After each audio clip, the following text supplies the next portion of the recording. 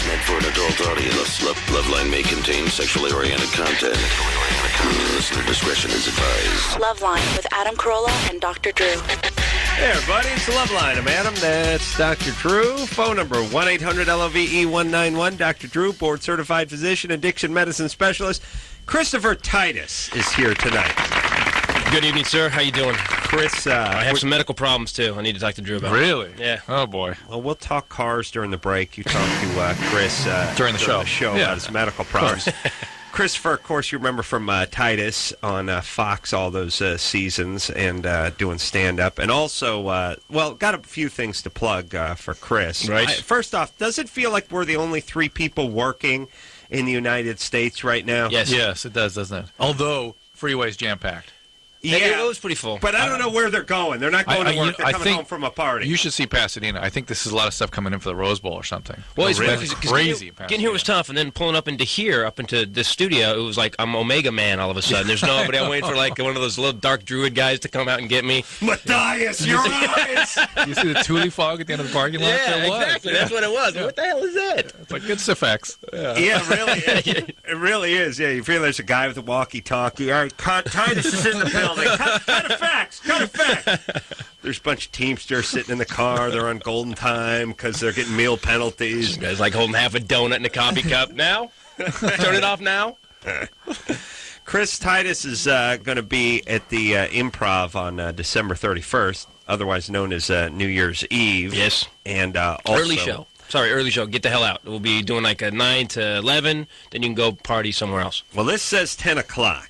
I know. It seems all wrong, doesn't it? All right, yes. It seems everything is wrong. 9 to 11. Now, so call the Improv. People won't be celebrating at the Improv per se while you're on stage. I think the show ends so they can go and celebrate. You know, because that's always great in a comedy club. Hey, go to a comedy club in like Dayton, Ohio, and the guy's got noisemakers on the table, which is great for comedy club. I'm like, dude, can you pull the noisemakers till after the show? No, they'll be quiet. Yeah. No, they won't. No. They're drunk human beings who are, I know. Once in a while they try us. It's like, bat night, hatchet night.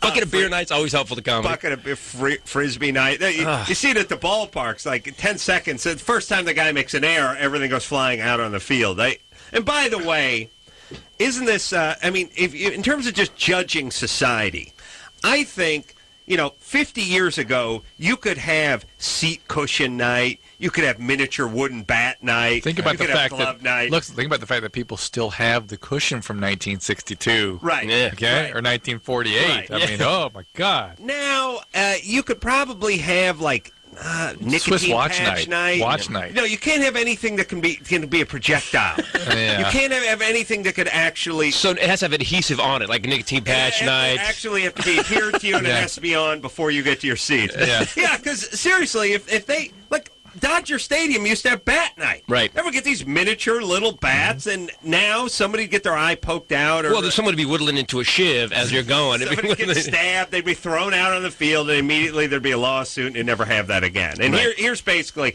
and this is really, and then we're getting on to Titus over here and what's going on. But this is really, if you take the elimination of bat night and seat pillow night and glove night and all this kind of stuff, this is what you're talking about now with lawyers in America. Yeah, it sums up what everything is wrong. There's a stadium. The stadium has 35,000 people in it. 34,886 of them want the bat and will be responsible with it. Put it in a case at home, and 20 years from now, sell it. Less than 1% are going to throw it out onto the field, and that's enough to eliminate bat night. Or hit the lady in front of them. Right. The point is the rest of it. I think the number is even worse. But point being is that 99.9% of us bear the burden of that 0.01%. There's 5 guys in the stadium out of the 50,000 that would actually hurt somebody. Do something bad with the bat. And so none of us get a bat. I know. It's hard. You can't go up and get sign a waiver for sticker night. Hey, in case something happens, you get an eye poked out with a sticker. But my point is let's just do something bad with the bat to those 5 guys, and then we all get our bat. 38,000 people whomping on some people. That's as opposed to the rest of us suffering because of those 5 guys. Yeah. Let's make those 5 guys suffer.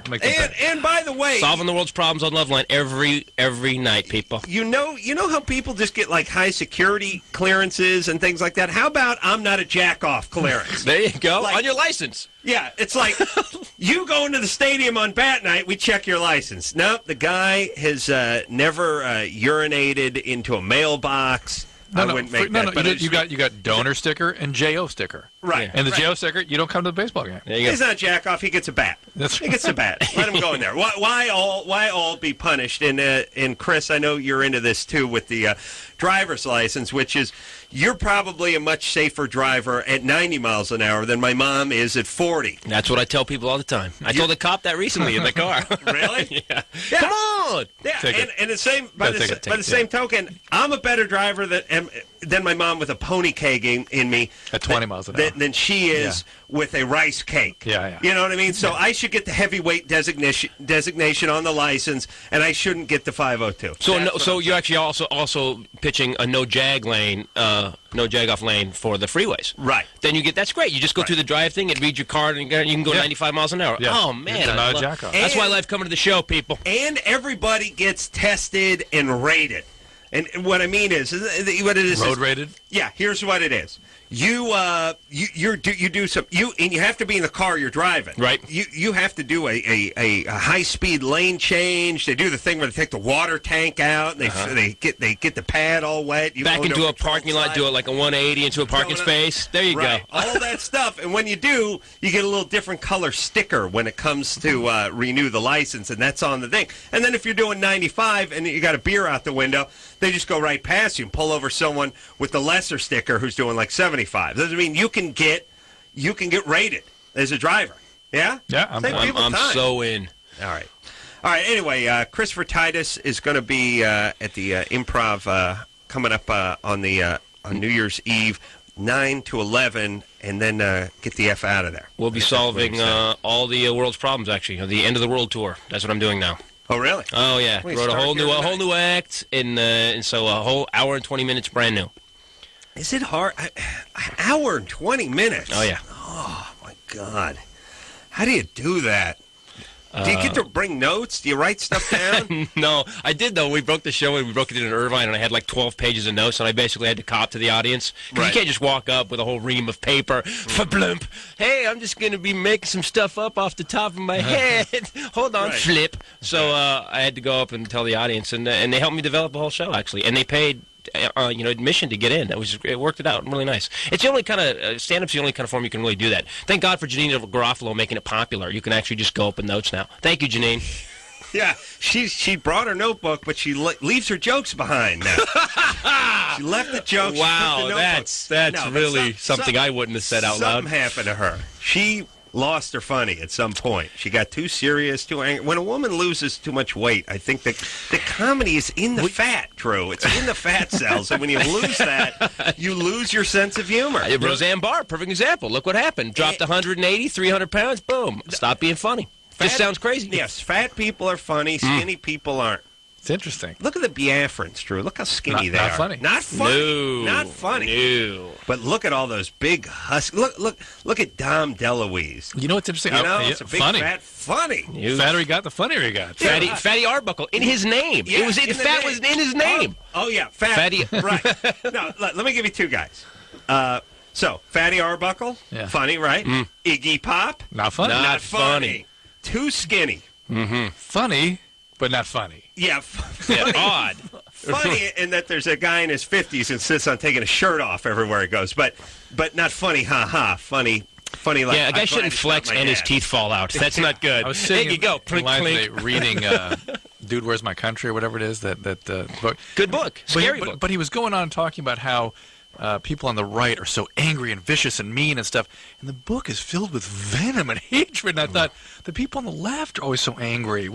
The people on extreme in either camp are the ones that have too much energy, and most of it is anger. Exactly. It's people, and the rest of it in the middle are just trying to have a life. Yeah, 10% on either side are just psychotic idiots. Angry. I really think they're just it's just not stupid, but just light They're up. acting out. They're acting. It's like, hey, come on. Nobody's angry. No one wants a miserable world. Under my regime, they would not qualify for a bat during bat night. Of course. Or the license, or the special license. Too much energy. That's right. All right, let's get to the phones here, gents. Mike?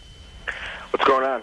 You're 18. You tell us. Well, I abuse drugs pretty good, and I get the shakes kind of a lot.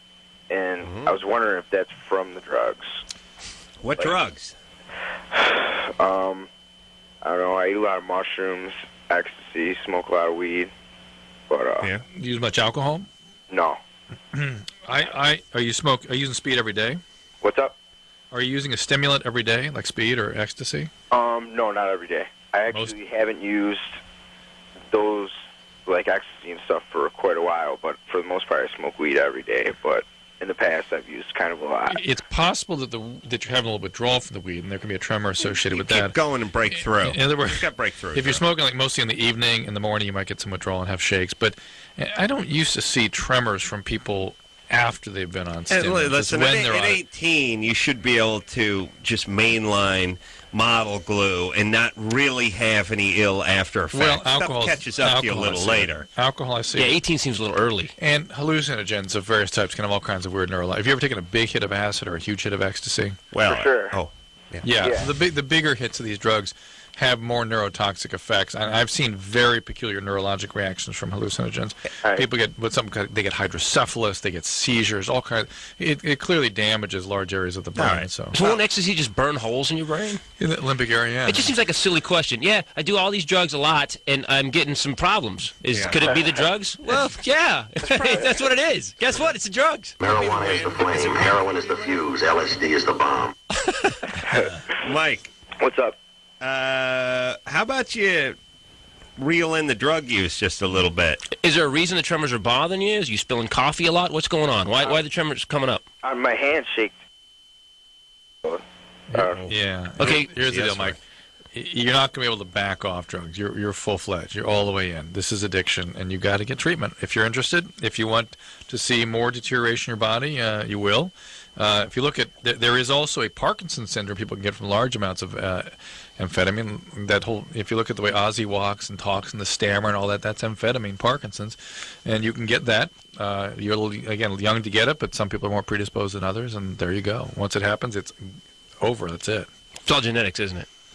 What your predispositions are, yeah. Because this ain't the 70s, and my father could drink like a whole, think of the fifth of whiskey, smoke cigarettes, and a joint at the same time. 3 women in the house, naked, in the hot tub, on a winter day, and he would just be fine. Wake up the next morning, go to work. This kid's 18, shaking like a chihuahua. I don't like. What happened to us? Yeah, what is that, Drew? Some people have that Viking gene. Yeah, Titus comes from good stock. Well. Yeah, more like Woodstock. There you go. Well, yeah, 5 wives. Yeah, he real good. My dad was on top of his game. 5 wives. 5 wives. I'm always amazed at the people that have 8, 11, 14 marriages and are doing it with a straight face, and the people that are showing up at the 13th marriage. Yeah, this one's going to last no, forever. She's special. She's the one. There's Where do no people get that energy? There's Think no about doubt that if I got to like 7 marriages, that my friend, Jimmy would be laughing hysterically at the wedding. Number 3. Yeah, number 3, he'd be laughing like a maniac. Not laughing. He would grab the mic and do a little stand-up. But especially as you get into the 5 to 9 range. Yeah, marriage license gold card. They just got to run it through. Sign there, please. Bottom copy's yours. Would take you out back and just kick the S out of you. What are you talking about? They would let you get married at 5 to 7. Turn one of those bad road trip movies. Just grab him. I like it when the people have 12, 13 failed marriages, maybe 3 to the same person in there sprinkled. Oh, yeah, that's always a weird one. Then they become the radio host about relationships. Right. That becomes their job. That's that person. She changed. Yeah. She took a course. She grew from all that. I really do think marriage should sort of be like lawsuits, where somewhere when you start getting into double digits, somebody steps in, like the court, when you go into takes your rights away. Big denied thing, and they said, look, I don't know if the first 9 husbands died of completely legitimate causes. I don't know if your first 9 lawsuits, which took place over the last 2 years, were completely legitimate. Whatever it is, this could be bad luck. Mm-hmm. Probably not. Mm-hmm. We're not going to take any chances. Reject it. And by the way, look at it this way. If it was just bad luck with the first 9... We can't take that chance either. Exactly. We're saving you from yourself. Exactly. The only constant is you. Right. So we're stopping you. Right. Either you're lying or you're cursed. Either way, we're going to nip this one. And I can't say in the bud, but somewhere before it dies and falls off the branch. All right. That's and Chris, you're on one marriage?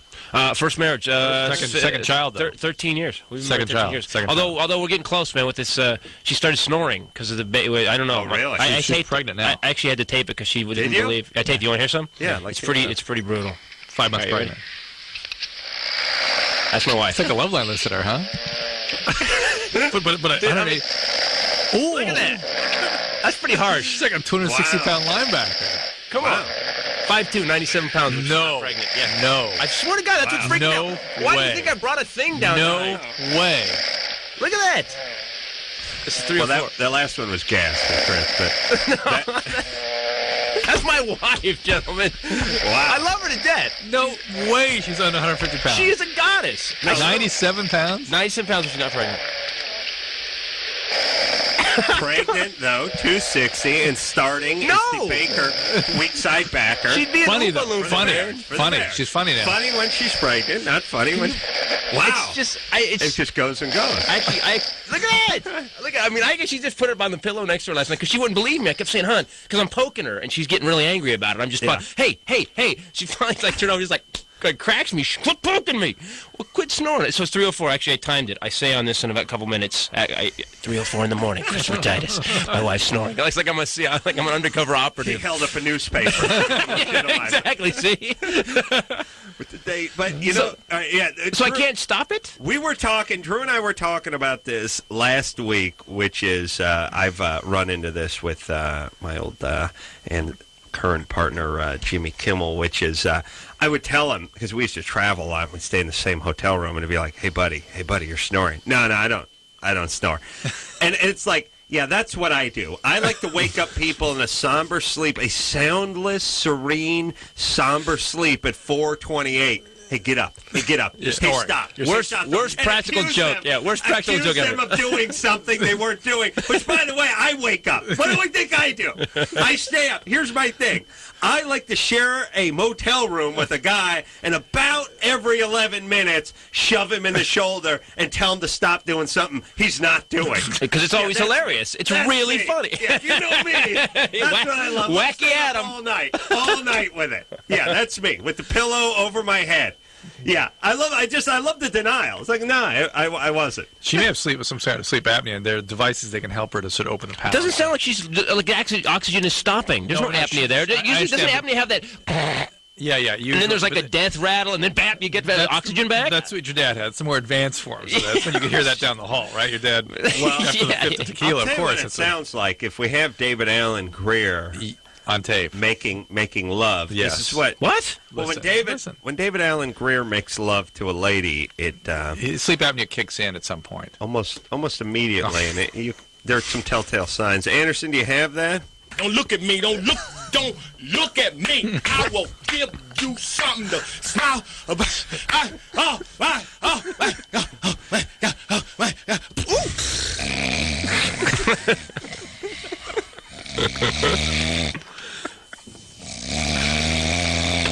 See, that's not my wife, but that's like a comic doing a bit, and that sounds like my wife.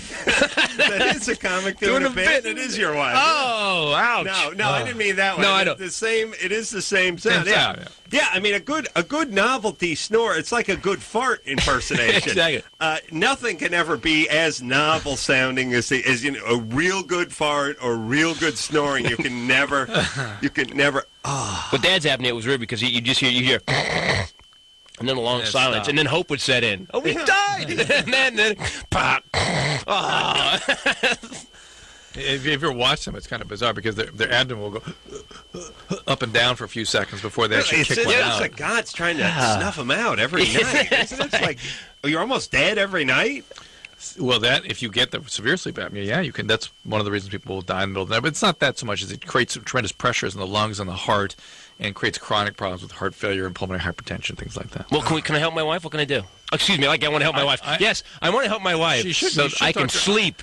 It seems to me she's the kind of person that you might want to put sort of a device in to raise her palate. And and keep her head elevated at night. Oh, that's good. Do I wait till she's asleep before I insert the device Call to the raise her obstetrician. palate? Call the OB guy. You do it with a Daisy air rifle from a pretty good range, because if you miss, they will charge. Oh, yeah. And Pregnant woman? They'll hit the side of the Land Rover, and it actually knock people off the other side then where they can get to them. Yeah, true, right? Oh, Yeah, okay. I'm sure she's going to be happy to hear that. I'm gonna insert something to raise your palate. Just go enjoy that. Night. All right, it's time to play Germany or Florida. Yeah. Now, the way this game works, Christopher, is all bizarre evil emanates from either Germany or Florida. This is something I learned working on Jimmy's show with all the crazy stories that came in at the writer's table every day. So we decided to start a game called Germany or Florida. Callers call in. They give us the crazy scenario, the crazy story, and we make a call, either Germany or Florida. Germany or Florida. Who is that? That was Michelle Branch, yeah.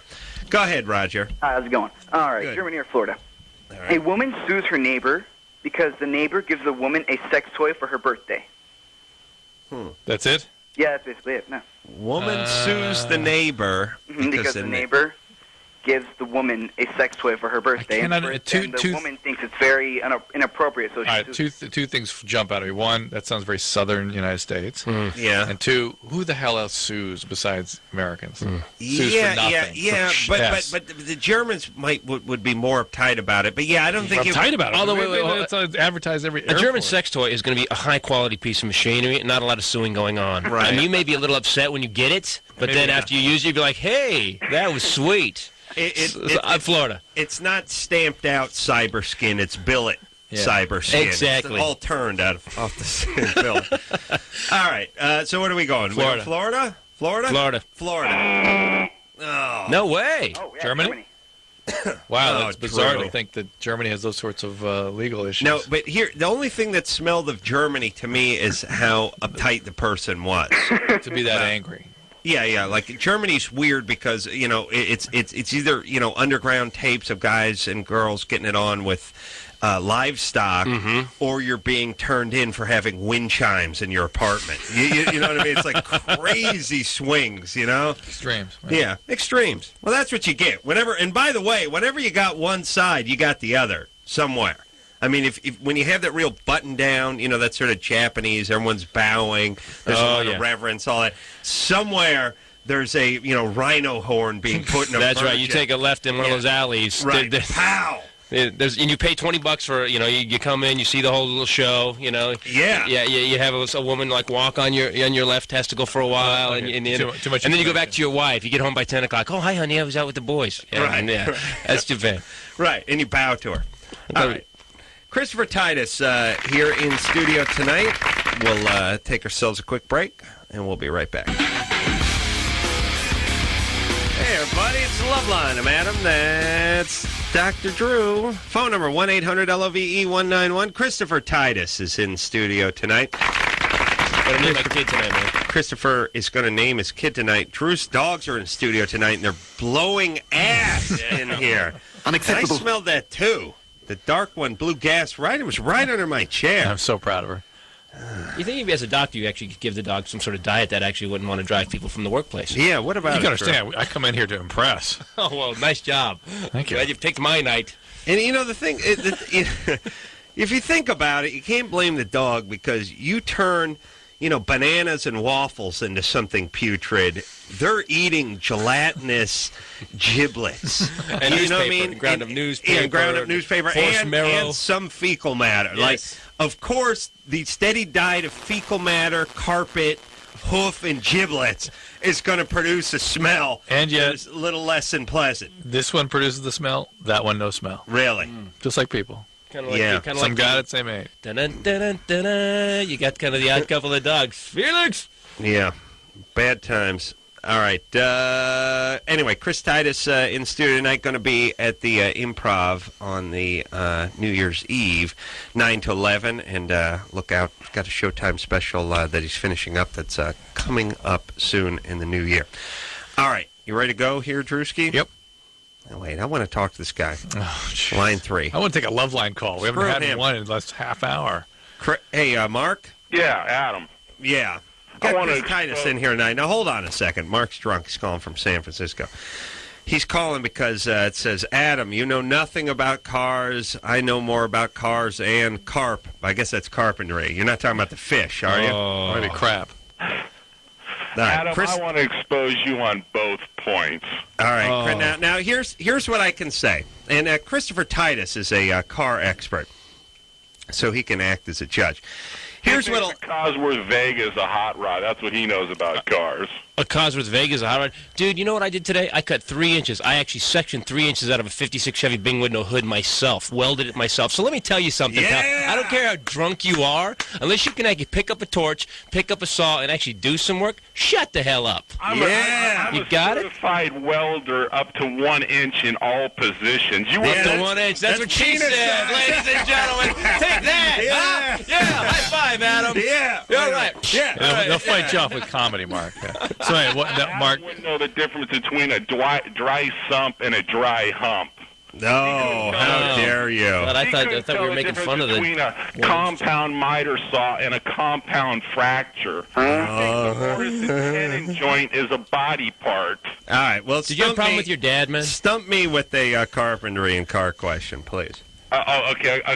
A car question? Car question. But listen, don't ask me some crazy, inane, specific thing you looked up on the internet about it. 43 Willies and a slave I got your back. I got your back. All right. I got your back on the car stuff. Go ahead, man. Stump us. Well, do a genius. carpentry though, because carpentry is oh yeah, legit. do carpentry. Do a carpentry one. You can do car and a carpentry. Go ahead. Okay. Here's the. First of all, you once bragged you owned 8. Well, sentences are hard for you, aren't they? Yes, go ahead. Let us go ahead. You once bragged you own 8 automobiles, which is impossible because there aren't 8 running Pintos in the continuous United States. All right, what's the question? Okay, all right. Hold on. Let me explain something. Like Don Rickles, like really bad Don Rickles. Why is it that every guy who comes up and tries to sort of do that one-upsmanship and the stumping, and you call yourself, and immediately you just hate him, and you realize why these guys' wives, their kids, their co-workers, why they drink. Everyone just hates them, and they have to drink to numb themselves from these people. All right, Mark. Go ahead, Mark. Stumping with a car. Here's the car question. On a GT40, what does 40 designate on a GT40? That is the number of inches, the height of the car. Yep, the height of the car. All right, jack off. And by the way, Pinhead, why did they take the 40 designation off the new one? Tell me why. Because it measures more than 40 inches. No, even I know that. Lawsuit, Pinhead. You're 0 for 2, jack off. Okay. Go to carpentry. Wow, thanks for. I'm scared and shaking from your car knowledge. Oh, great now one. I've got a question. The 2 comedians. Wait. Drew, by the way. Dude, I was on a wimpy. I was on a TV show on Fox, and I'm smoking you. What's up? Carpentry. Give him a carpentry. Hold on. Let's just clarify one thing. The GT40, the car that won Le Mans in the 60s, it was made by Ford. It's now with Carroll Shelby's help is now being reissued, and they can't call it the GT40 anymore because they sold the name GT40, it's now just the GT. They sold it to Shelby, or yeah. They didn't sell it. No, some guy bought it. Actually, some guy copyrighted it, and then 40 wanted like $8 million from Ford to get it back. Like, sorry. Right. So it's called the okay, GT. and the other one was called the 40 because it was only 40 inches high. 40 inches. Go ahead, man. All right. Okay, Mark. Go with the carpentry. Florida or Germany question. No, carpentry, Mark. Carpentry. Man, no, hey, don't be backing off now. Carpentry. Someone threw down a gauntlet. I want to see what happened, man. Carpentry?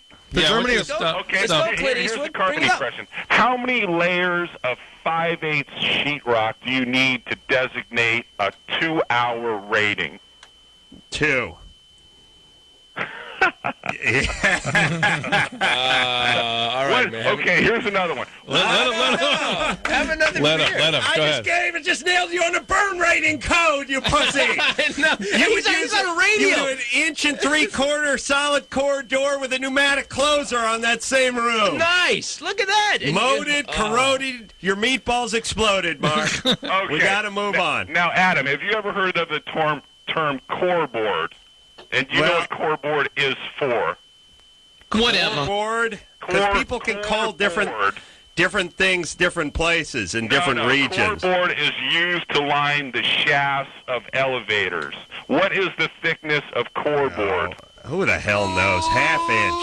No, it's cares? All right, listen. You're asking. You've lost. You're asking inane commercial questions about stuff that lines elevator shafts. It's not a carpentry question. Sure, it sure It's is. a shipbuilding question, you retard.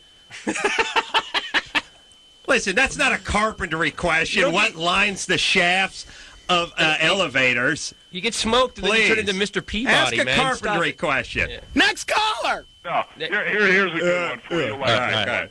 Here's a Germany or Florida question. All right, kill him. all right, we're moving ahead. That was just a joke against you, Drew.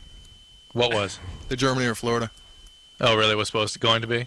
Yeah. Really? How does some guy get bitter? Like, you guys sit here and help people every night. How does some guy, like, sit at home for months and just gets bitter and bitter about this show? There's a lot of shows you can get bitter about, but this one? Yeah, I know. Those guys are helping people with problems. I gotta call them. This has got in. Yeah, man. I think it's more me that they hate. Amber? Hey, what's up, guys? Hey, you're 22. What's happening? Yes, I am. Thank you so much for taking my call. It was an honor to speak to you and Anderson in person. Wow, my what a nice question is this. change. My question is this. I got really, really drunk last night, and I blacked out. And I was curious to know what physiologically happens when you black out, and if, like, it's a symptom of alcohol poisoning or... All right. Yeah, I'll answer it. But a quick question. Did you not have, like, a pot problem ending about 3-4 years ago? 3-4 years ago? Yeah. Not that I know of. I mean, Okay. She's did I 16. call? No, she's 22. She's 22. Oh, what am I looking at? No, you just got a residual laugh there that sounded like an... Oh, yeah, no, yeah, I used to. Couple years ago, I quit. Wow, Drew, Uh-oh, very Drew's nice, mad. very nice. Come on, Very Drew. nice. Drew's actually dancing Sit down, around. Drew. He's holding up like an olive You're the branch. man, Drew. You're the man. Calm Drew, the down. dog's going to fart again if you move around too much. Dog's like, that's my just cue so you to know, fart. guys, He's I'm But why- working as well tonight. You're not the I know, only but- one, Adam. But when I said, didn't you have a pot problem that ended 2 or 3 years ago, you said no. I know. Except I had a pot It problem that was ended 2 or 3 class- years I ago. know. Right. I yeah. could hear it. Okay. Never seen anybody do a backflip with headphones on, Drew. That was pretty amazing. So, and one of the reasons I knew that you have tendency to addiction is that blacking out is something that often is a sign of alcoholism. Not necessarily, but It runs in my family, yeah. right. And you got the gene, and most people without the gene don't black out. And in fact, the more you drink, the more easy it becomes for the blackout, and no one knows why that I've happens. noticed that, like, I black out a lot more now than I never used to. Right. And And so this is your since disease I turned progressing. 21, and I've I drink more now because I'm 21 and I go out more. So you switch I over find from that Amber. I black out much easily. Yeah, I'm much Okay. So you've switched over from pot to alcohol. You are an alcoholic whose disease is in evolution. And what actually happens physiologically when you black out, no one actually knows. We know what functionally is going on, that you block the procedure where your brain takes short-term memory and puts it in files in a long-term file, basically. And so you kind of go through your day knowing, you look like you... Is that why you can remember more and more as time goes on about a night where you might have blacked out? No, that's not the case. In fact, it may kind of clear up with time a little bit, but for the most part, whatever's lost is lost. Things are just not filed in long-term memory. And you go through your evening, you seem to be normal, and your memory functions normally for a short period of time. But when you wake up in the morning, that whole period is blacked out. Yeah. So. Yeah, but you you don't know what you're doing, but you need to do bad things. You need to fight. You need to screw. You need to eat. This is what the guy's version of it is. Yeah, women don't do it. You usually did a male thing. Women don't do it. No, they don't want to fight. No, but they don't really want to eat either. What the hell do they want to do? They do want to have sex, but they don't actually want to have sex. They just get hooked up with the guy who wants to have sex, and they become a little more pliable. Right. That's all it takes, by the way. Why can't I get any props from even an appreciative caller like Amber? Nice job. Thank you. It's a nice job out of the blue. It's like you're like John Edwards or That's something, right. pulling it out of you. 3 years ago, I see a pod problem. It was pretty amazing. I want to know why she's so perky about her blackout problem. She's into now. Wow. And she kind of knows it's coming. She doesn't want to deal with it. Because you know what's going to happen. I mean, for me, I fell into a bonfire. My father died. So what's going to happen is you're going to have perky as you want to be is more drink. It happens all the time now. Yeah. You're going to get hurt really bad, or you're going to die. So Christopher fell into when a guy says, "Hey man, I fell into a bonfire," you think he's talking metaphorically. You don't think he actually dove into a burning pile of wood. Chris went in. Yeah, and a buddy did like this Jackie Chan leap flip over me and yanked me out, and then they left me on the beach because like the party wasn't over yet. Only happens when you're camping, though. Sure. It was like, no, it's a big beach party junior year, and they just left me there till 6 a.m, waves lapping against my head, and then took me. Yeah, and then they took me to the emergency center on the emergency. It was like a doctor in a rake. It was like an emergency shed near the beach in Santa Cruz, and they were like, so they stopped me in the parking lot before they let me go in, and they go, hey Titus, look man, here's what happened, because no one wants to be part of it. Right. They're like, oh, okay, we found you on the beach. You're a homeless guy. I'm a 17-year-old burned up homeless guy with new Nikes and an alligator shirt guy. What part of you was burnt?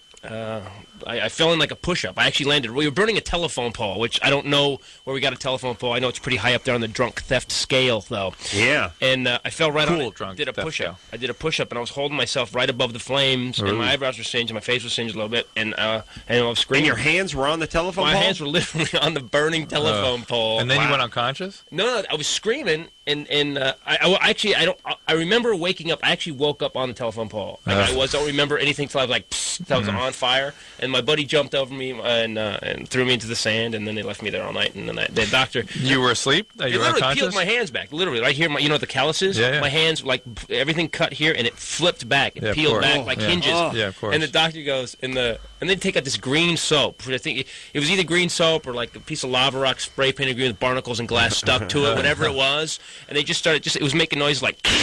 But I was on so much painkiller. It was pretty actually neat to watch. I mean, it's like a Discovery Channel thing. Hey, look at that! Getting burnt is got to be the most painful. It's got to be. I don't know where it is on your guys' list of things to do, but it's. Yeah. And by the way, those telephone poles are soaked in that creosote, which eventually we would have got into with that caller when the carpentry question. And let me just say this too. How come? It's like whenever you say to someone, "Give me a carpentry question to test my carpentry knowledge," it always gets into some bizarre, twisted burn rating thing or elevator shaft thing. It's never just tell me the difference between a coping joint and a miter joint. What's a butt cut? What's a compound? How many? Explain what a carbide tooth blade is. It's never just your basic carpentry stuff. Always gets into weird, specific whatevers. And anybody can do that, by the way. And it's unfair. And we get into this when we do the show. Like I say, look, have some chick calling and stump me on World War II, and they just go and get on the internet and find the obscure name of some captain who led some invasion of something that you never heard of. And of course, anyone can do that. That's unfair. You have to treat it as a sort of overall thing. You can't get into the real super fine point specifics. If the stumping, by the way, has to be you're pitting the caller's knowledge against yours too. Yes, the caller has to come up with the stumping question. Not you get on the internet and parrot back to me some inane thing that you never heard of before you got on the internet. That's a trivia question. I'll ask you a question from a bad Bruce Willis movie that was about the war that didn't really happen. Right. That's you don't know that. Right. All right. So doing push-ups on a creosote-soaked telephone pole while it's aflame, and that stuff is basically just tar. They dip it in, and it's illegal. Well, that's what happened to my hands. Is that it was just black. The hands were just black, and the doctor goes, "We don't have anything to put on it." So what he did is he flipped the skin back. They got all the sand out of the chunks of meat in my hand, and then put salve on it. And because they don't have anything that's skin yet, he flipped the skin back down and taped it up. Oh my god! Oh my god! Did you have grafts after that? Skin grafts? No. It flipped off, and then everything grew back. My dad, though, pretty brutal. Next week was like making me. He said, "All right, every day we had to go skiing that week. I love water skiing. He took us up skiing, and he goes." He goes, all right, every hour he would make me flex my hands 100 times because they said I was going to lose use of my hands. Really? Yeah. Wow. Because it was that badly burnt. You're like, Dad, I'm beating off 6 times a day as it is. I got I got a metric ton of Nivea already in the palm. I'm flexing, I'm beating it. Believe me, you actually can't catch on fire now. No. Your hands will not burn. I'm drenched. I'm like a rag that's been soaked in water. Yeah, we got to take a break, but let me just tell you about the pain of being burned. And I didn't do a push-up on a flaming telephone pole, but I swear to Christ, Friday at the office, somebody handed me one of those jalapeno poppers, the ones you put in the microwave. They got the little crust and the cheese, and I bit into it, and it exploded. It was like a porn film. It just blasted out one side. Molten cheese all over my face. You can see it's red there. Molten cheese all in my face. I was like, ah! And I was brutal. It was like I was traumatized the rest of the day, and I thought, that's nothing. It's nothing. It's What about these guys who catch on fire? Yeah. Like Titus over here. Yeah, crazy. I was welding today, had a piece of metal burned through my shoe to my foot. That is what you call keeping it real, Drew. I walked it off, my friend. Yeah. No. You think Paul Reiser welds? I don't think so. This guy's keeping it real. We got to take a break. Christopher Titus in tonight. We'll be right back after that. Hey, yo, it's Loveline, madam. That's Dr. Drew. Uh-oh. Drew's dog's going at it. And Drew had to discipline one of them for not farting. The other one farted. Took credit for it. Christopher Titus is in studio tonight. Good evening. Going to be at the Improv New Year's Eve doing the 5th annual End of the World Tour. That's right. 1 hour and 20 minutes of hilarity. Original hilarity. That's right. By the way. Well, I had a kid 16 days before 9/11, man. That's a big deal. And the world's coming apart now, and I'm watching it with different eyes now. Yeah. It's scary now when they give a terror threat. You're like, oh. Every day, what the hell we need a terror threat? Yeah, it's elevated again. Really? What happened today? Nothing. Nothing. Well, there's a couple things. My kid is learning her colors from the terrorist alert rainbow. She thinks Winnie the Pooh's a medium threat. I'm worried. Here's the other thing. Well, I got a bunch of stuff because I did hear about the terror threat raised to, I don't know, more than medium. Not severe, but high. Here's the thing. First off, you cannot use a scale that has no inherent order to it. Yeah, I don't know what that means. What I mean is no. I know you know what I mean. Yeah, right. I know. Yeah, right. You have to use 1, 2, 3 or A, B, C or fat, average and skinny, or you have can't have low, high, and severe. Yeah, but just give me a picture of a dude with a gun. Like, if it said to the elevator and there's a guy with a gun, like, on the walkway, they don't walk sign, they got a guy. If you had a guy with a rocket launcher, it's a big deal. Today's a big deal. And the little guy running from a nuclear cloud, it must be a red day. Then I know. Day. I don't know if it's orange. Oh, okay. How scared should I be? Give me a level of scared I need to be. That's all. Explain the freaking scale. Yeah, the colors what do you think I'm talking about, jack off? Well, it's called, of course I know the word severe means worse than red is severe, high is orange.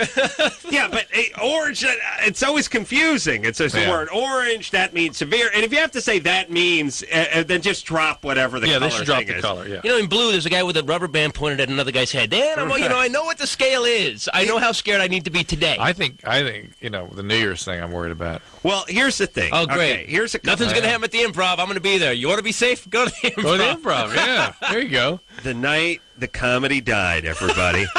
What? Christopher Titus on fire again. Okay. And probably for the last time. But let me say this. Okay. A couple questions. One is doesn't it always go up around the holidays and New Year's and these sort of things? Yes. In the Middle East, last few years. When was the last time something happened, though? I mean, we keep this. Well, now you're jinxing there's this fake inherent threat. No, let's make. Every time they've predicted sort of something in American interests, something has happened. No. Untrue. No. Many times. Not every time, but I mean, many times they've been able to predict. The last few things that happened, they were preparing around the world. Yeah. And that's not exactly what we're thinking about when they give us this thing. So the last 15 times they've raised it, nothing has happened on U.S. soil. That's true. So here's a couple of questions, and I don't know if we have the answers for these. One does it inherently go up during the holiday season just because they're more apt to strike during that season? Not because we've learned new information about them striking, but that this is a time that they would do this. Do you know what I'm saying? Then I watched the news conferences, and they were saying that the cells are operating very independently, and they do that in order to not be thwarted, and that always there's some communication and money flow just prior, and they've had one of those just prior activities, flurry of communications and activity going, right? And just based on that, they're saying, well, this is what they do before they strike. Right. They're promising a strike, so we're going to raise the Here's thing. And isn't it interesting? They said, isn't it interesting that it's holidays, and that's when they might like to get the most bang for their buck? Yeah, but if the money's moving, if that's a big deal, wouldn't they just get the terror alert go up after when they pay their bills at the end of the month? Every month, they'd be like the 30th, they'd be like, oh, the money's moving. No, he's just paying his DirecTV bill. All the terrorists are getting their cable paid for. Relax. Everybody. No, they don't even pay for the cable. My friends steal cable. The terrorists have enough honor to actually pay. They're not. They're yellow cowards, but they're not indecent people like my buddy Ray at the Black Box for all those years. But here's the thing. So there is activity that's going on. Number two, then now let's think about what our government has to gain from doing the "Hey everybody, look out." When they say "Hey everybody, look out," obviously that's going to trickle back to the terrorists. To the terrorists, might make them might not do it then. Possibly. Yeah. On the other hand, it always makes me nervous when they said, I heard it today, I was watching football, they're like, be on the alert. Like, look, you got to give me a little more to work. Head on a swivel. You got to give me a little more than that. You know what I mean? And by the way, my idea of being on the alert is seeing shady-looking Arab guys and going after them. That's my idea. Now, since you guys have discouraged us from doing that, and by the way, you're telling us to be on the alert? You're patting down old ladies at the airport, old blonde ladies, and letting Masim pass right on through. So who's on the alert? And by the way, isn't it illegal to be on the alert? You know what I mean? By in this country, crappy laws, we can't be on the alert. I mean, it's like, well, you saw him carrying a suspicious package, and he was wearing sandals and a dress, and he was riding a camel, but he's done nothing wrong. We can do. Can't profile. Yeah. Can't Which profile. is it? You want us to be on the alert or don't you? He's carrying a Saudi issued weapon. No, can't profile. Cannot. No, stop. The lady with the walker. Stop. Hey. Yeah. Hey, yeah. She was number 37. 37. Every 37 gets stopped. LAX. You Sandy Duncan's mom. Yeah. Come here. Drag your dried up 9-year-old carcass over here. Don't look at me with that lazy eye like that. Just put the bags down. All right, we got a break. All right. Yeah. All talking to the horn. Okay. Christopher Titus in studio tonight. We'll be right back.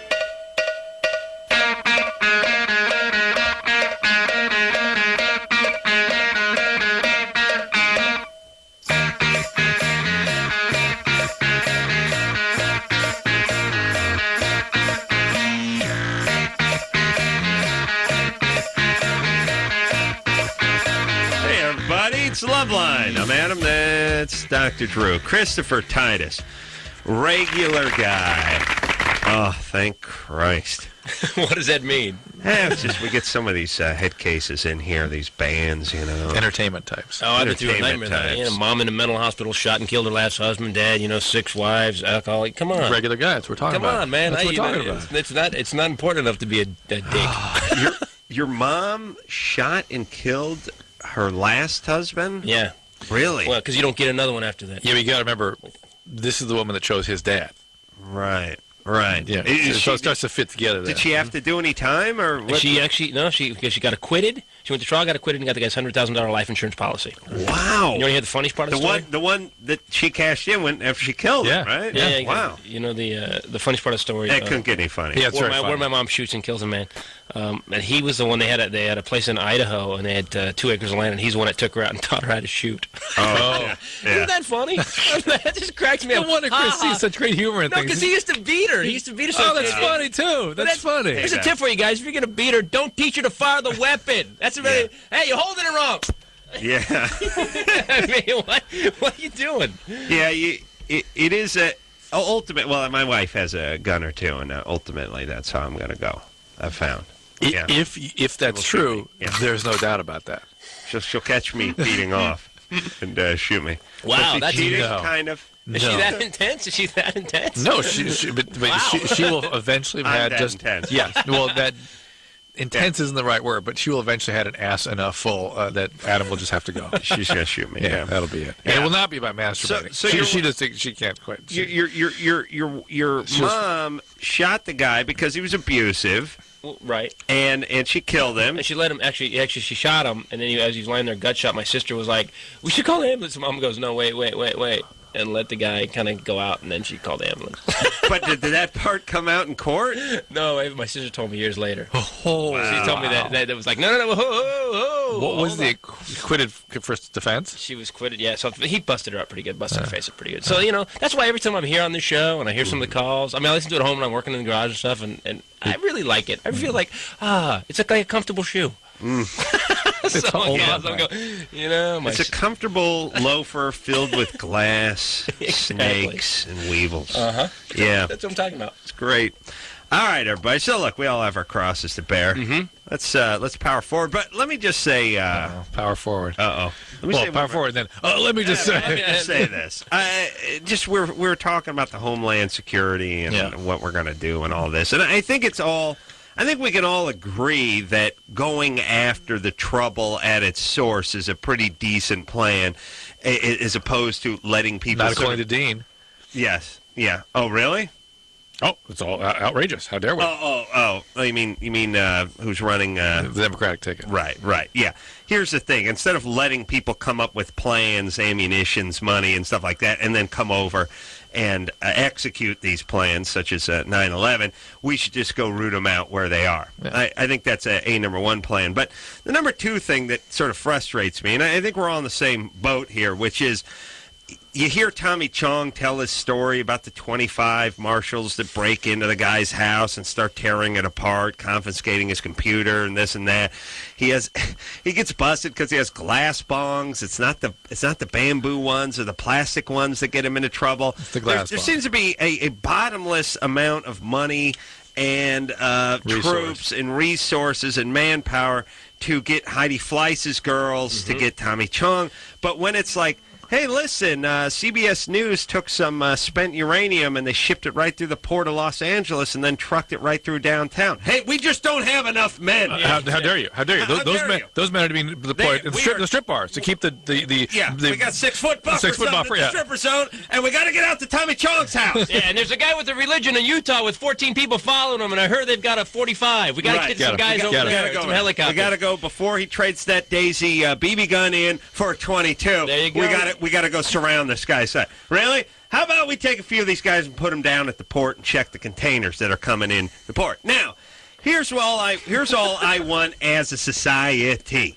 All I want is a vote. This is what we do with everything. And not only do we vote on, who's going to be the president, who's going to be the mayor, and who's going to be the governor, but how about we decide what's important to us and allocate things accordingly? Like, who's in favor of stopping dirty bombs from coming through in containers completely unguarded from Jakarta into the port of Los Angeles and set to designate on the back of the flatbed truck during rush hour as it's in the middle of downtown? All hands? I'm on board. I'm up. Show of hands. Who needs Tommy Chong off the street? Bert, put your hand down. Bert, you're listening to your iPod again, and got confused. We're going to talk after this. But the point is, all right, the ayes have it. Everybody down to the port. You, put Tommy Chong's computer down, put his bong down, put the still smoking CD down, and let's head down to the port and start checking some containers. That's all I want. And who wants some profiling at the airport? Everybody, I'm tired of seeing Sandy Duncan's mom taken down. Anybody from another country that doesn't, that's coughing up like a jellyfish into your hanky before you get on the plane to America. You have to go into a litmus thing. If it turns purple, you take you out and we quarantine you. How about that? Right. A slippery slope, Adam. Slippery slope. Soon we will not have enough men to guard and investigate Michael Jackson. That's slippery slope. We will not have sufficient resources to go after him. Santa Barbara. That's a slippery slope. All I'm saying is kids getting molested. That's what'll happen. Here's what this, we're blind and we won't profile and we won't do anything gets you. It gets you the shoe bomber guy on the plane. I mean, this has turned into a novelty now. If he had not had that shoe taken away from him when he was trying to light it, would have blown a hole in the side of the plane and possibly killed hundreds of people. This guy was trying to do this stuff in Israel. They looked at the guy and went, "No, you're not getting on the plane. You look like a hobo. B, you look crazed. You look like an insane man. No, we're not going to. You can't do this." Here, it's like, hey, we can't judge. We can't judge. Maybe we should judge just a little. That's all you're I'm right. saying. There is a level of like. You're whack, dude. That's all. You're whack, dude level. That you're out. Right. There's another piece of this too. Fine with that. Why this whole thing of, we can't have sometimes justice and sometimes not justice. Our system has to be uniformly applied in all situations to all people. Really? It seems to me, if I read history correctly, throughout history, when there's been crises, justice has been allocated as necessary to protect the country. But period. Right. Period. I agree. That's it. No, I think it's fine. Like habeas corpus was taken away in the Civil War. That's it. Take it away. Everybody wants some sort of mathematical basis to work everything, so everything's exactly level and the playing field's the same. Now, I'd be fine with a trained profiler standing at the airport going, "Hey, come here, you. I want to ask you a couple of questions." Yeah, fine. Ask a couple of questions. Okay, go ahead, get on the plane. And I don't like the way you look. I don't like the way you look. I don't like the way, I'm just looking at your eyes. I'm seeing your high. Right. I'm seeing your look. You're fitting a profile. The left side of your collar is flipped up kind of weird. Come here. Right. Go all the way. Let's just go. You with the fanny pack. That's right there. Yes, with the suede fanny pack. But no questions asked. That guy You're just out. gets yanked. You're out. Yanked and taken out. All right, Christopher Titus. We got to move forward here, Drew. We're trying to move again. Power forward, as you say. We're powering forward. Melissa? Yes? Show of hands. Tommy Chong's house, the port. Port. All right. Hello. Yeah, Go Melissa. ahead. What's up, baby doll?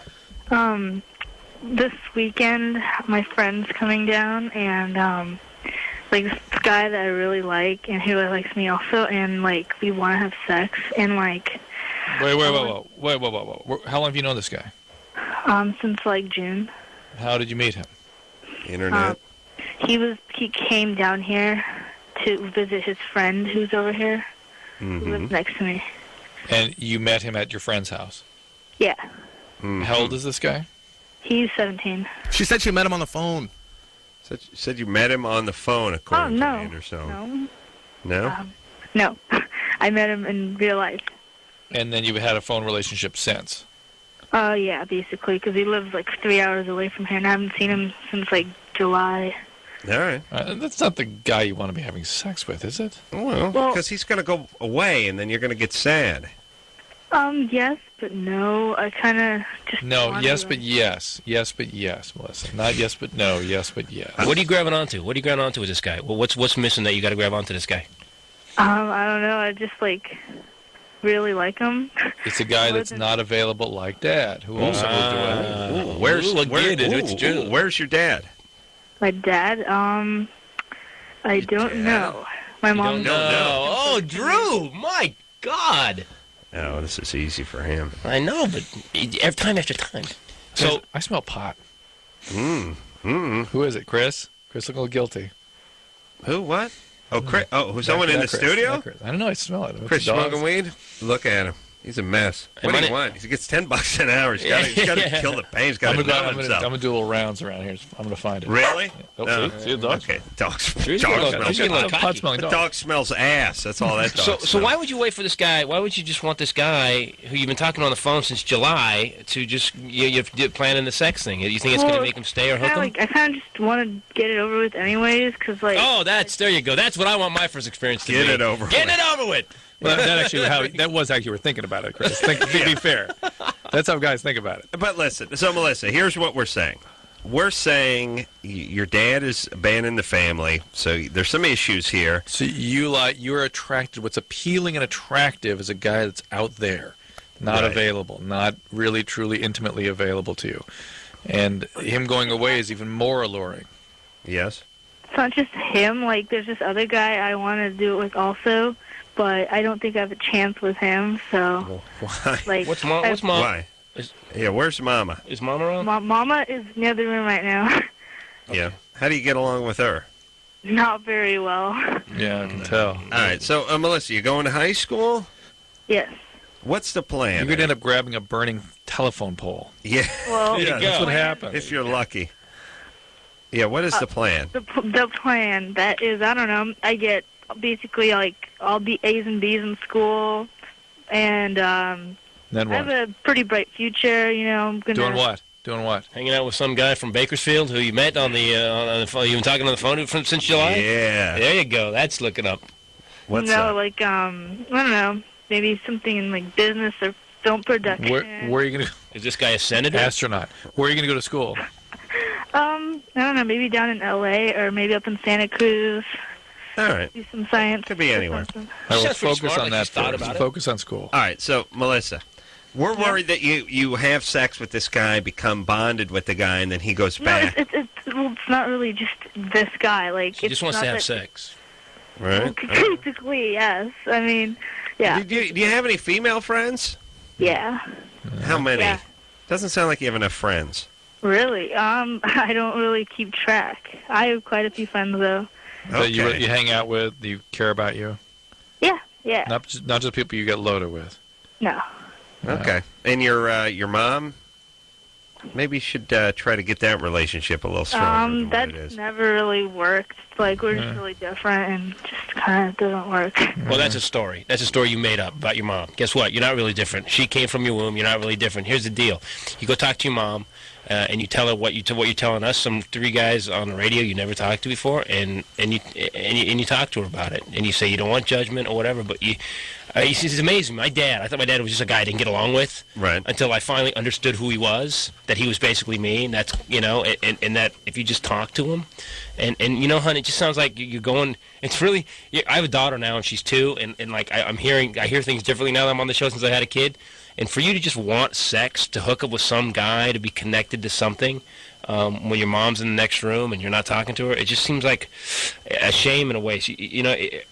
Empty. Like, just go to the next room and say, Mom, I'm thinking of having sex with 2 different guys. I don't want you to get mad. I just want to work it out. I want to talk. Yeah, I got to talk about it. Because I'll tell you what, all those dreams you just said will happen if you do that. If you hook up with some guy from lower Fresno, not real Fresno, but like even outside of Fresno. Fresno adjacent. Yeah, I know. Just, yeah, right. If you hook up with the guy like on the outskirts of Fresno and you think that's going to help you get to that school in Santa Barbara or whatever, ain't going to happen. I'm telling you right now, it ain't going to happen. At least use protection. Because if you get pregnant, it's really not going to happen. Danielle? Yeah? You're 21? Yeah. What's up? I had a baby about a year ago, and ever since then, I haven't really had any kind of sex drive whatsoever. It's killing my relationship with my fiancé, and it just seems to be the center of all of our problems. Are you still breastfeeding? No. Are you on a medication? No. Are you menstruating normally now? No. Okay. Have you tried going on the birth control pill? It makes me sick to my stomach, so I don't really take it. And why aren't you menstruating normally? Anybody come up with a theory about that? Ever since I got my period, it's You're really regular. abnormal. All right. And have you been depressed since the pregnancy? I don't know, not really. All right. It's very common for women to have a drop in libido after delivery, and it may be associated with a depression. It may just be associated with the massive hormonal fluxes of pregnancy. But oftentimes, a simple move like going on a birth control pill will restore some of that. Okay. I know for my wife, there's also a pain memory that she has, and she's very tired. She's mad at Chris for doing that to her. There's got to be a residual thing. There's got to be residual, Don't do that to me again. What do you think the snoring's about? That's a payback. She's awake. She's awake the whole time. Oh, yeah. Because it's like a Curly Neal from the Three Stooges snoring. It's not a real snoring. She's like, beep, beep, beep, beep, beep. Come on, honey. You're just trying to keep me up. Yeah. It's a ship snore. I'll tell you, the only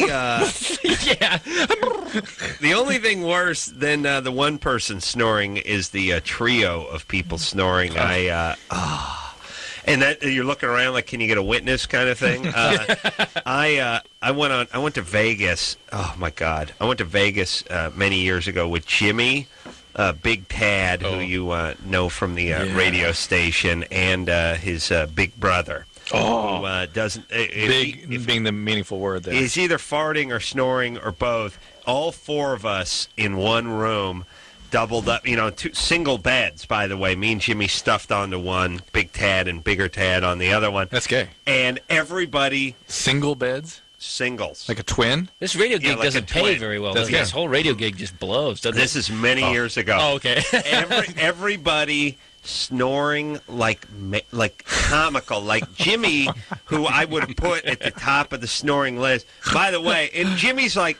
Jimmy's like the best 198-pound guy is going to do, but he is no super heavyweight. You know what I mean? When you see the power, like you think, that guy, Roy Jones, a pretty crafty guy, he's got a good right hand or something, but then when you see the power of one of these guys that's 6'8", 265, you realize, this is a different guy. Yeah, it's a different thing. Then when you see a guy that's 300-plus pounds... Jimmy's in Paris. All of a sudden, it's like, oh, no, I didn't know. League, I didn't know. I thought this was the pinnacle. No, this is nothing compared to what... So Tad's brother was...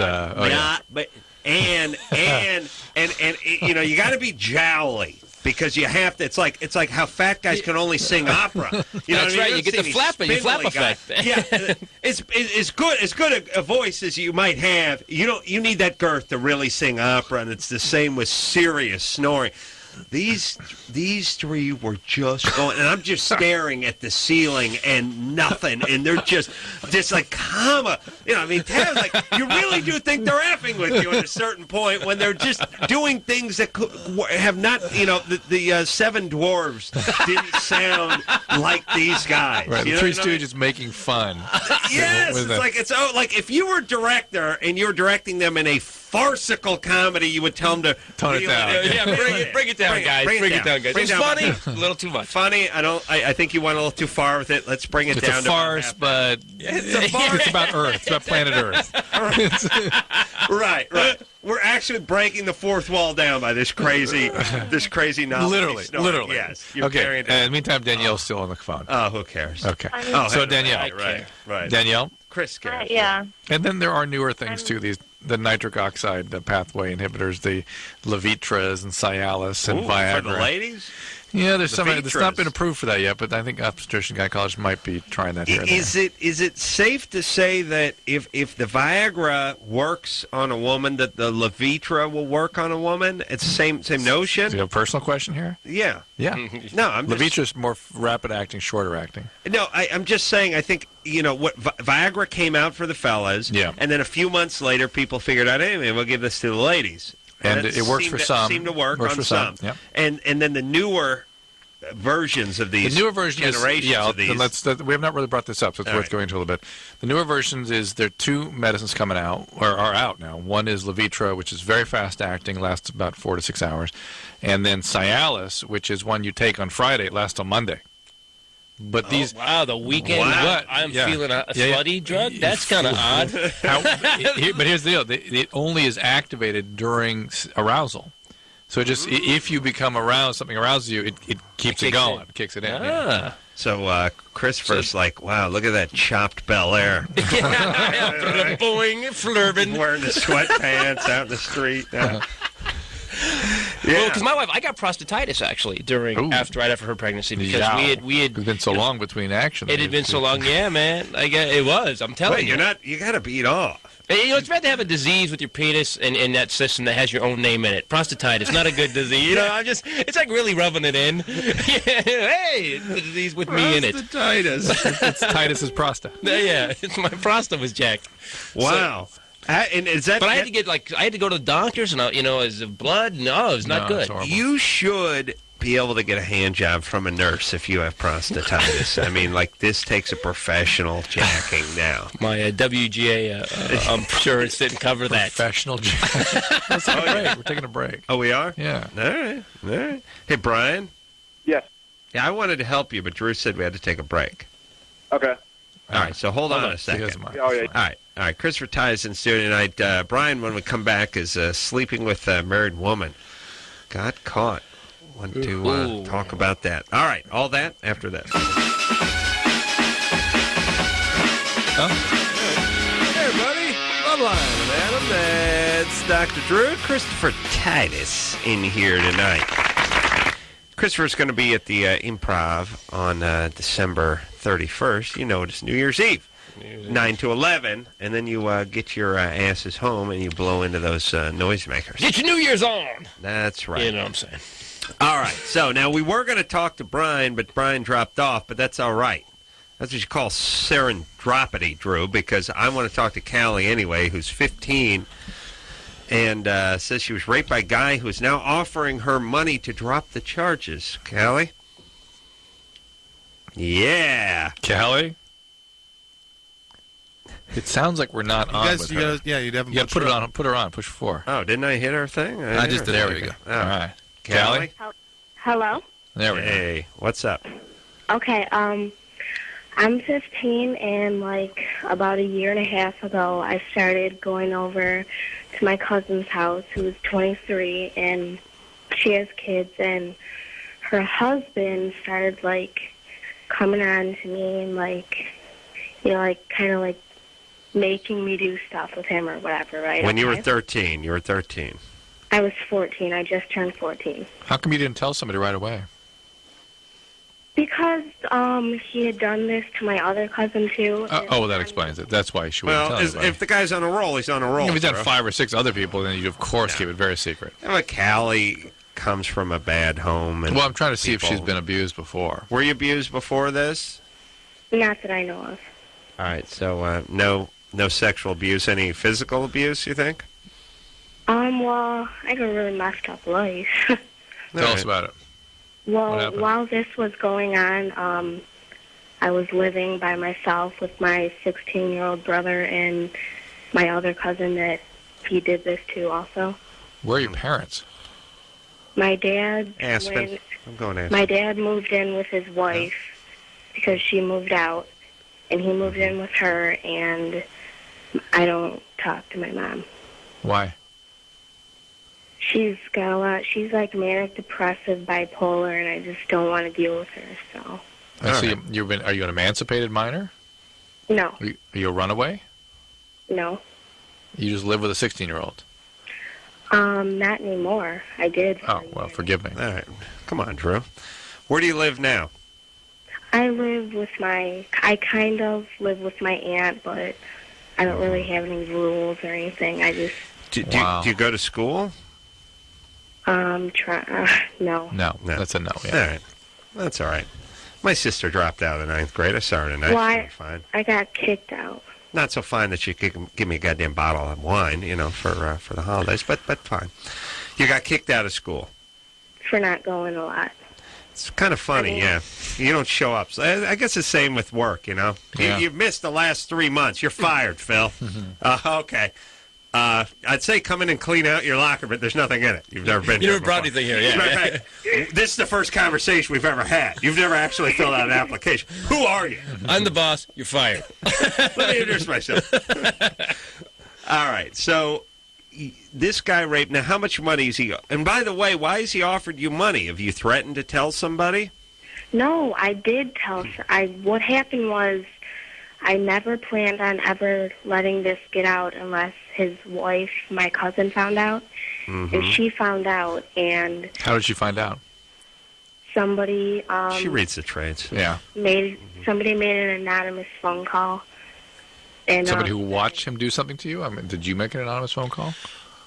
well, because it's really messed up, because he was like, take me out and stuff like that, and All right. Okay. So this guy is a predator. Yeah. But criminal. it all sort of fits into the general dynamic of the horrible, Family. abusive family that you come from. Yeah. All right. So here's the thing. How much money is he offered? Just out of curiosity. he's not offering it. His uncle is. Okay. How much money is his uncle offering? $10,000 for each of us. For each of the girls that he messed with? You know, it was Yeah. funny. It's like I was expecting her to go $175. Yeah. And I was going to go, this is an outrage. You can't put a price on dignity. $10,000. And this is a criminal. And this criminal needs to be dealt with. And I was like, $10,000. Like, Well, that's like a really nice used Sentra to maybe drive the hell away from your life. it's a decent chunk of change there. By the way, how many times this guy messed with you? I am 15. I mean, and I'm living on my own. 10,000 will help me. Well, I'm not. yeah. God, this is a man. Yeah, okay, but now listen, Callie. And by the way, I don't believe this guy with his 10 grand. Right. Like no, you're ever going to no, see. it's a for sure thing. It's Really? We're doing it through. You're 15. How do you know that? Yeah, what do you know? If you, How do you? I mean, I'm just. How do this you guy know? bonded? Does he have a briefcase that's chained to his arm? Yeah, with is there some sort of handcuffs? How do you know? Well, he's it's got not Account like one? number that you make a phone call and But dial who in your cares? code? If she doesn't Right. get the money, she's going to the cops. Well, You no, know what I mean? this all came about. The guy and me, we have a mutual friend, and he has the money, and I've seen it. And All right, whatever. Listen, Kelly, but here's the problem. This guy's going to keep being Okay, your you've predator. seen $10,000? The guy showed you the 10,000? There's a meeting in a Yeah. park. 20,000. Well, 20,000. Whatever. Okay. Wow. This I'd be sounds afraid they're going to kill her if I- she here's takes some- Tom Hagen brought it over, showed him, went back. They're making a deal. Here's the whole thing too. By the way, you get that $10,000, that'll kill you. You'll just start doing coke until That's your head one of the things explodes. concerns me. You know, think about what your jack off friends, I should say mine and Christopher's jack off friends would have done out of school with 15 grand Oh my God. or 10 grand. They just gone insane.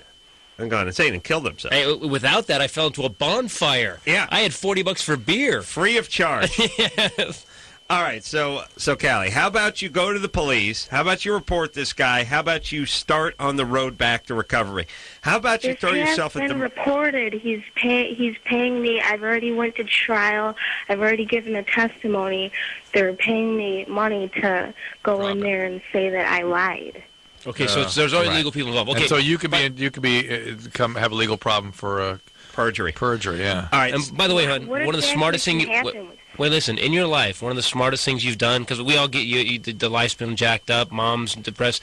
One of the smartest things you did in your life so far is to actually go to trial and testify against this guy. Right. And no matter what happens, you've already got the legal thing going. Here's what's going to happen. He's going to give her the money and then accuse her of extortion. Yeah. And perjury. And you're 15 too. And she's going to go to jail. This guy's thought about this a lot. I was thinking even worse. I was thinking, if this guy's already done this to kids, I was thinking, you might find yourself in an accident. I'm not kidding. Yeah. And that's, as you were talking, I just had a vibe that... Yeah, this guy's bad. Yeah, just to shut you up. By the way, you show any 15-year-old $10,000, that's the most money ever in the world. Right. And so what do you want out of life, man? Life's going the way it's going right now, and if you go right now with the $10,000, what's going to happen? What's the next level? It's the next level. He doesn't pay you. He hurts you.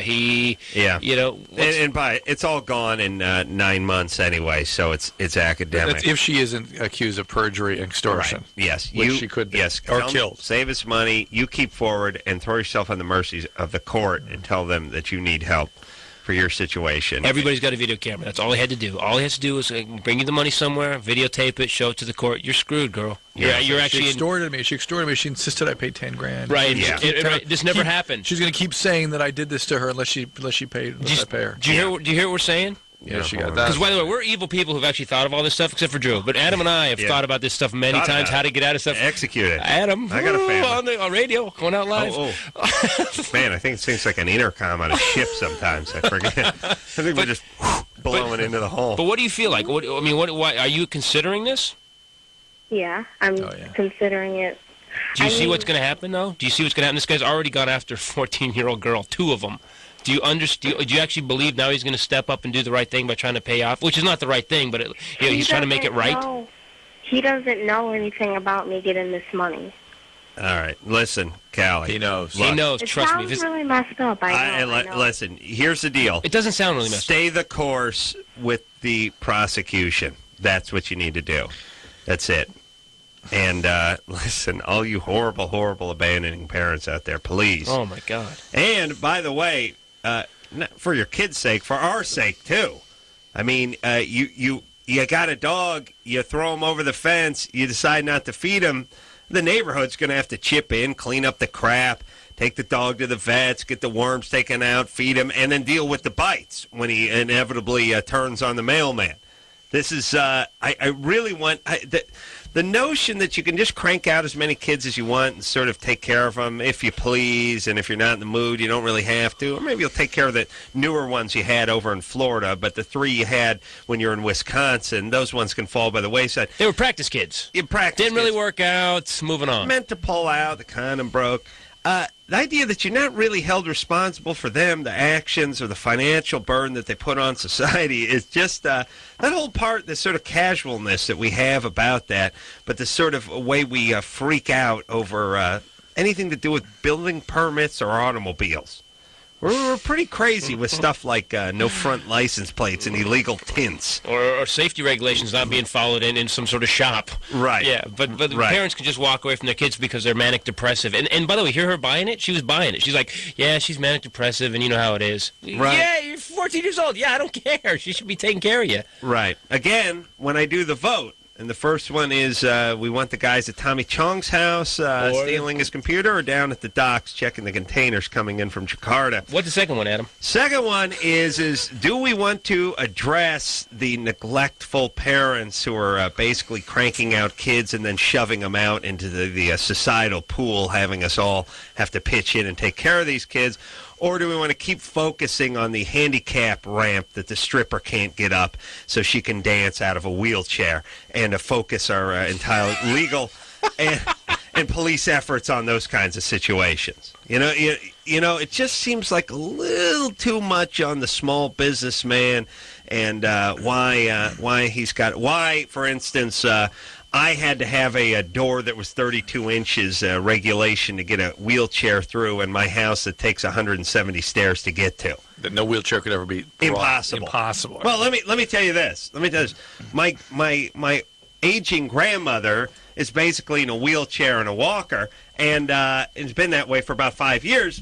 She can't come to the house. Right. Can't get her up. She can't test that 28-inch bathroom door with her wheelchair because there's no way to get her and her wheelchair up into my house short of a pack of Egyptian slaves. I mean, it's not going to work. But that's the point. We're a little too much stuck on the wheelchair accessible stuff and the ramps and the regulations, and not quite so much on the parenting. Did you say you wanted to mention why you're dressed the way you are? No. Okay. Only to you guys.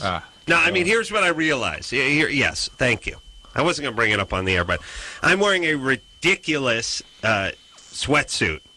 However, you got to remember how you normally come in here. Yeah, well, it doesn't look so ridiculous. All right, but here's the point. It's velour with red piping. I'm wearing a velour nice with red piping. I'm wearing the kind of sweatsuit that you would see a guy who carries a purse. Yes, wear in the 70s, and not purse, shoulder purse, man purse, but still purse. Yes, yeah. And let's face it, it's the attire that it's a black man who is carrying a purse and on a cell phone simultaneously would be wearing.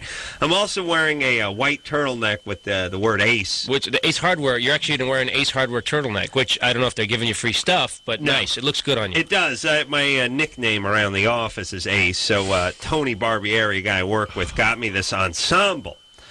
I put it on today with some white hush puppy loafers that we got when we did the Howie Mandel show. Oh, my God. Like 70, 80 years ago. It feels that way. I mean, we did it. So now I'm walking, and a Kango hat, a fur Kango hat. Oh, so yeah, now you were wearing that for a while. Now I'm walking around because I'm going to Jimmy's this morning, and I know Tony's going to be there, and I'm going to surprise him because the night before he gave me his gift, I'm going to be wearing his gift and impress him, which is great, except for when I was done with Jimmy's, I had to go get some gas, go buy a pie, go run some errands, and now I'm realizing I'm walking around like a retard. You look like the white assistant to like Russell Simmons from Def Jam. That's what you look like, the white guy they send out. Yeah, and I'm like, hey, Russ, far up, medium 5, well, gee, good golly. What do you fellas, should we raise the roof or the house of the ceiling?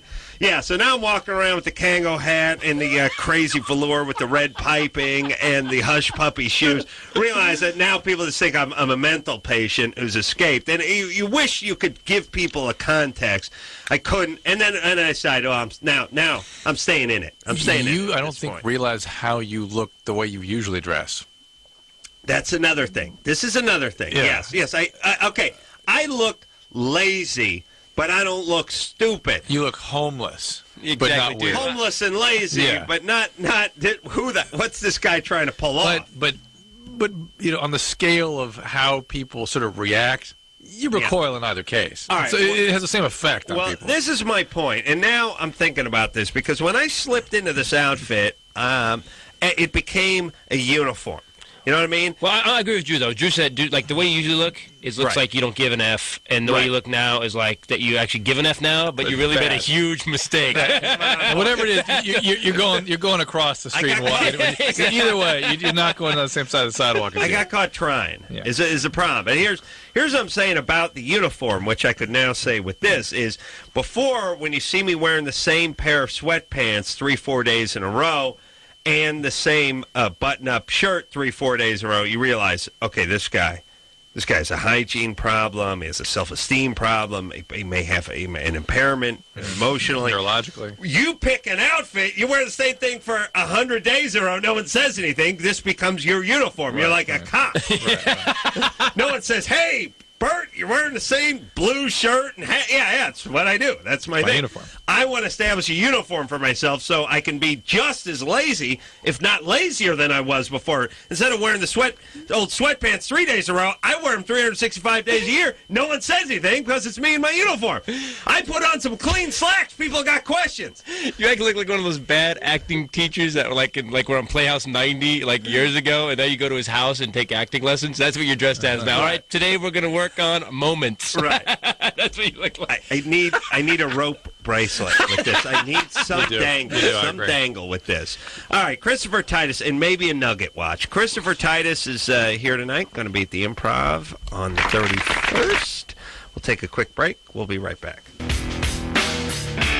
Hey, everybody. Loveline. I'm Adam. That's Dr. Drew. Christopher Titus is in studio tonight. Christopher's going to be at the Improv on New Year's Eve doing his one-man show or extended comedy set, hour and 20 minutes of comedy. I call that a one-man show. And that's going to be about 9 to 11, and then get the F out of there, go home and celebrate any way you can.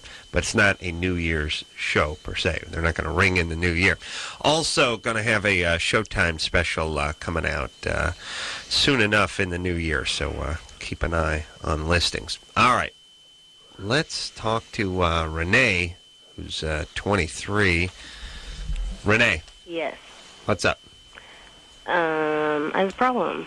I like sex too much, but I want to know a way that I can handle it without sleeping around so much. How about a relationship? Been in those. Oh, done with those. Yeah. Well. No, seriously. It's like even in relationships, it's too much for the guy, and I've scared a few people away. So. How much? What do you mean? I mean, I like it multiple times a day, and during the actual act of sex, I'm a squirter, which means I female ejaculate, and thank you. I just could have used you when he was humping that telephone pole on the beach.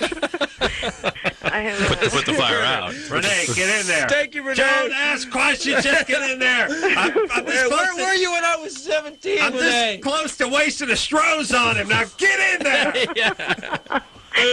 And a lot of guys haven't had that before, so they get kind of freaked out, and say no. Yeah, but okay, listen. This is not Renee, you got to wrap, because first off, there are plenty of young guys who can take as much as you can possibly give them. Yep. And quiet down. And we've talked to plenty of guys that are in with the squirters, and no problem. They love it. They develop a taste for it. And they're disappointed. Yeah, they're disappointed. But it's got to be one of those things. You're like, look what I did. Absolutely. You're like, hey. Of course. Right. I'm also a multiple, so once I've came a few times, yay, that's a warm-up for me. And, I've come a few times, so the guy gets off, and he's like, oh, I'm done. I'm like, wait a minute, you're done? No. That was foreplay. Hello? Hi, me, more, please. Hey, Renee. Are you a puncher? Am I a puncher? Yeah. When you get in fights with guys, are you a puncher? Are you a swinger? Who says I get in fights with guys? Do you ever, you've been in a lot of relationships. You don't have relationships anymore, right? It can't be just a sex issue. Tomorrow, so he gets out of jail tomorrow. See, the only girl I knew that I dated a girl. I had two of them actually, that were this sexy. They just wanted sex all the time.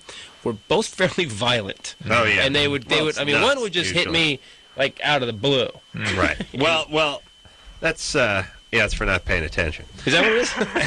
Hey, no. Renee. Hey, Titus, just shut up. Shut up. Hey, you're a stud, so hey, go ahead. He's a stud. Now listen to me.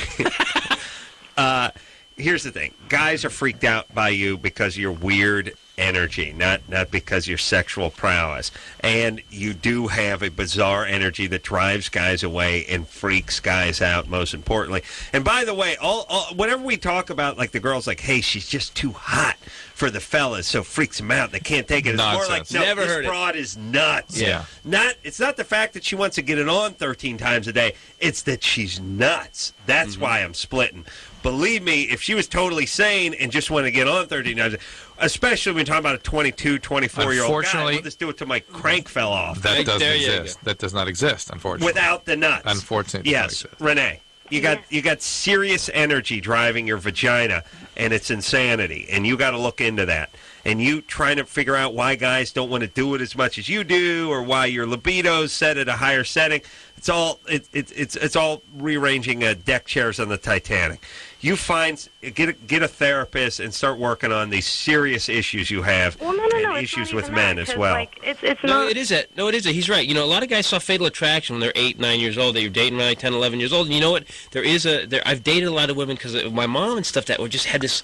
There's a bit of psychosis going on. It's not just sex. Because I'll tell you what, if you were like Leave It to Beaver's mom and all you wanted was sex, there's no problem. Every time, bam, bam, let's go, woohoo! Yeah, they'll make me some cookies and let's do it again. That's what would have happened. But there's something going on besides that making guys go, holy dude, I got to tell you about this chick. Yes, the booty's good, but oh my God, she's going to kill me in my sleep. Actually, no, I scared a guy away because I wanted sex so much. Okay, that's what he said. Renee, how many guys do you know say, have you ever heard that? No. Just keep clinging to that. All I'm saying Adam's is... got a sour look on his face. All we do is we read energy, and we read cadence, and we read dialects, and we read voices, and Renee's got serious issues with guys, and she's angry, and she's a head case, and these are all attracted to criminals, and she's got a boyfriend that's getting out of the joint shortly. Yeah. This is all you need to focus on, and the whole part about, hey, I like to get it on, and people love to do that. They love to take their problems, and they love to just they're turn upside. it into They're upside. Turn their upside into a problem, and not bring up the problem. I'll tell you my problem. I'm a perfectionist. Yeah. That's my problem. There you go. And let me tell you, I'm the kind of person, I'll tell you what I think. I won't hold back. I'll tell you my feelings. A lot of people have trouble with that. No, you're an a-hole. You won't shut the F up. I have integrity. And it's aggressive. I won't let things go. You're aggressive. That's the thing. Right. You're aggressive, and you rub everyone the wrong way. And look, if you can't hold a relationship down... No, not you. You too, Chris. No, actually, Chris too. Yeah. Quick question for Titus over here. Jacob? Yeah. Yeah, you're 19. So, by the way, she's never going to face it, by the way. No. She's not going to face... Well, there's abuse and trauma behind that. Yeah, trauma there's something going very on. difficult. Absolutely. Just pray she doesn't have any kids. When she was talking, I was like, oh, man, she's going to uncork right here. Hey, Jacob, we only got a minute. Go. You got a question for Chris? Yeah, I do. I just want to say, Adam, Drew, you guys kick ass. Thank you. I've been listening to your show for like 7 years. 40 seconds. Now you're 40. Anytime. Kick ass the question, baby. Yeah, you too, Christopher Titus. You kick ass too. I watched every one of your TV 12 shows. seconds. 30 seconds. Kick it out. It's a countdown. What kind of car should I get? A 71 Chevelle Super Sport or a 57 Ford Roadster? 57 Ford Roadster? Yeah. Super Sport's gonna be worth more. Yeah, Super Sport's a muscle car. Yeah, get the Super Sport. Also, it's also seems from what you sound like it fits your personality. Yeah, it's got a roof. 57. By the way, are you big? Are you good with cars? Are you real good with them? I'm trying to go to school right now. Now, here's the thing. 57 is going to take you a ton of money, a ton of time to get at what you want. That Chevelle's already got there. They still make the parts. You can get them down at your AutoZone. Get the Chevelle. All right, get the Chevelle. Plus, he's calling from Alaska. It doesn't need a convertible. Jesus Christ. You'd never be able to take it out of the From garage. Alaska? What are you doing? You got to get... He's How's he going to get it up there? All right, listen. Airlifted. Who cares? We got to take a break. We'll be right back after this.